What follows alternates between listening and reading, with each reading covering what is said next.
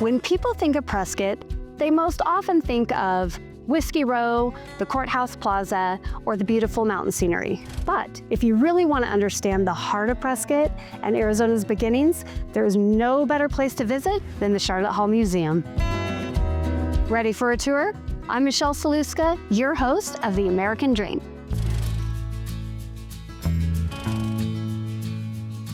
Located just steps from downtown, this incredible museum preserves the stories, buildings, and artifacts that helped shape Arizona's history.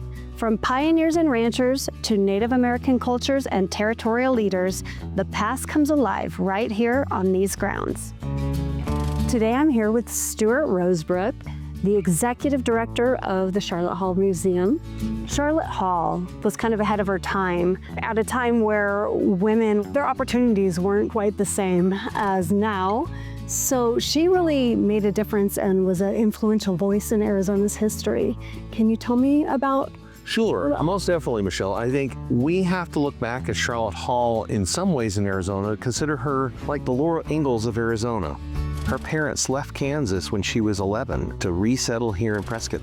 It must have been like Dorothy and Oz when they arrived in Prescott in 1882, because it was the territorial capital, it was the hub city for northern Arizona, and in the center of it was the territorial governor's mansion. This was the original territorial building for the state, built in 1864.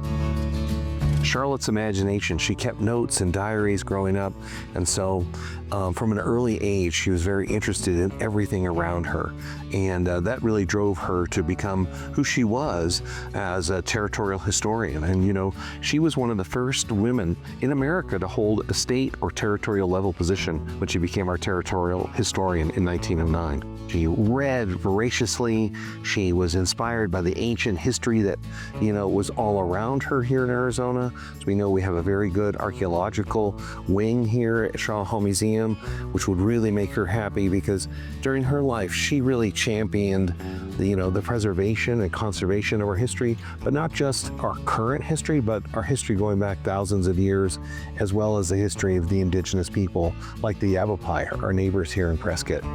This is the Territorial Governor's Mansion, built in 1864 as the Territorial Governor's Party decided this is where the capital would be, and they named it Prescott.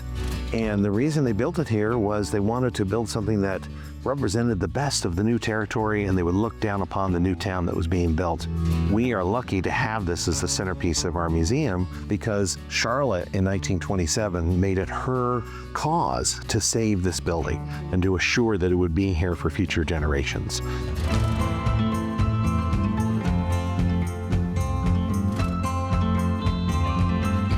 So we're inside the Fremont building. Can you tell us a little bit about that? Well, the Fremont House is a unique building here on campus because it was moved here in the mid-1970s. If you come and visit and you go to the governor's mansion there, you're in this log cabin, and then juxtapose it with this more modern building, which was built just in 1875, so just 11 years later. And this was the home for our territorial governor, John Fremont, and his family. And it juxtaposes how quickly Prescott and Arizona was trying to modernize during the territory. This is a beautiful territorial building here that's been restored to look a great deal like it might have been when the Fremonts lived here.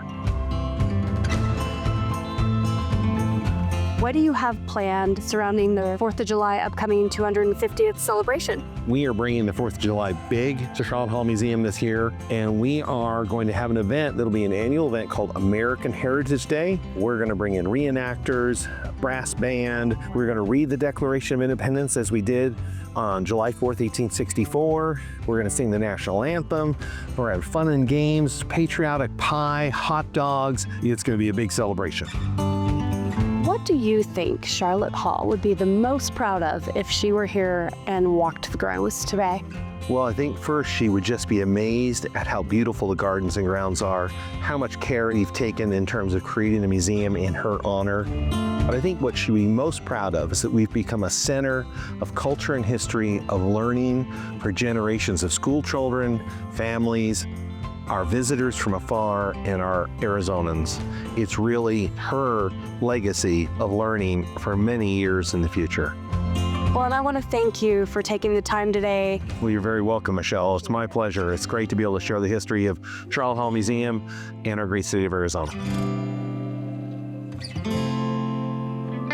As you can see, the Sharlot Hall Museum does an incredible job of preserving the stories of the people that came before us, and also ensuring that they will remain part of the community for generations to come.